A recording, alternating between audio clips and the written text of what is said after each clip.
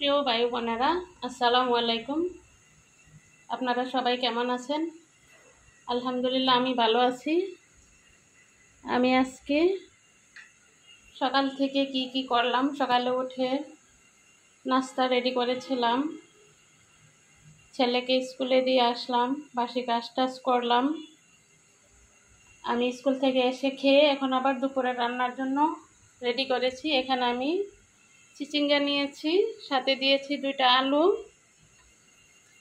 আর চিচিঙ্গাগুলো আমি এই মাছগুলো দিয়ে রান্না করব। এখানে শৈল মাছ, টাকি মাছ, আর এগুলো হলো ছোট বাইল্লা মাছ, এগুলো পুকুরের মাছ। আর রান্না করব অল্প একটু কলমি শাক।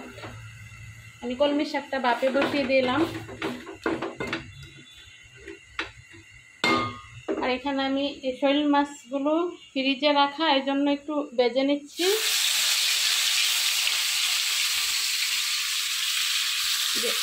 এই বড়গুলো একটু ভেজে নিচ্ছি, আর এগুলা ভাজবো না, এগুলা কাঁচা দিয়ে দেব। এখন এখানে আমার শাকটা কিন্তু বাদ দেওয়া হয়ে গেছে। আমি এখন এখানে ভাত বসিয়ে দিচ্ছি, আর এখানে পেঁয়াজ রসুন দিয়েছি। শাক এখন তেলে দিয়ে দিচ্ছি।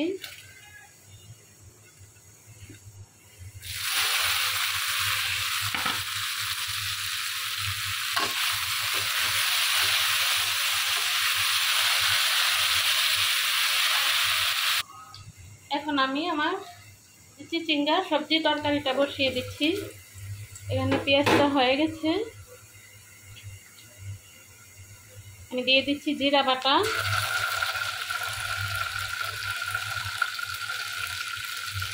আর দিয়ে দিচ্ছি রসুন,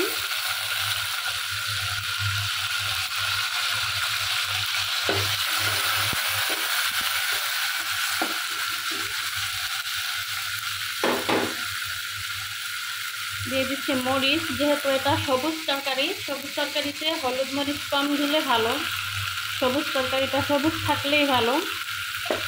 তো আমি হলুদের পরিমাণ একদম হালকা দেব, কারণ আমি মাছ ভেজেছি হলুদ দিয়ে। এখন আমি আমার মশলাটা কষানো হয়ে গেছে, দিয়ে দিচ্ছি এই ছোট মাছগুলো।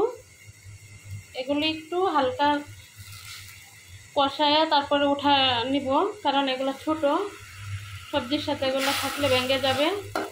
আমি পরে আবার দিয়ে দেব।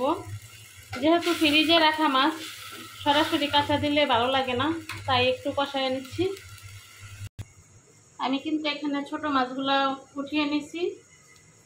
এখন দিয়ে দিচ্ছি সবজিগুলো।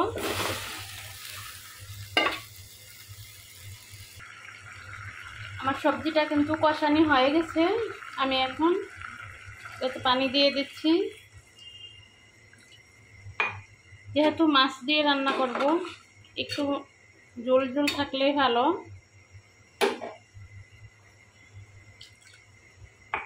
এখন আমি মাছগুলো দিয়ে দেব।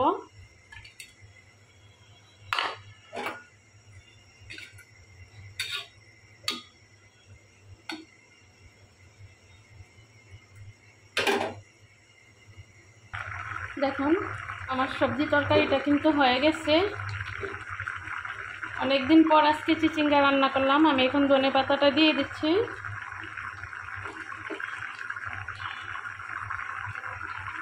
এখনই আমি নামিয়ে নেব। দেখুন, আমার সবজিটা কিন্তু হয়ে গেছে, এদিকে আমার ভাতটাও হয়ে গেছে। আজকে সোজা সাজা রান্না, শাক, কলমি শাক ভাজি করলাম, আর চিচিঙ্গা আলু দিয়ে মাছ দিয়ে ঝোল রান্না করলাম। ভিডিওটা আর বড় করে লাভ নেই। সবাই ভালো থাকবেন, সবার জন্য শুভকামনা রইল। আসসালামু আলাইকুম।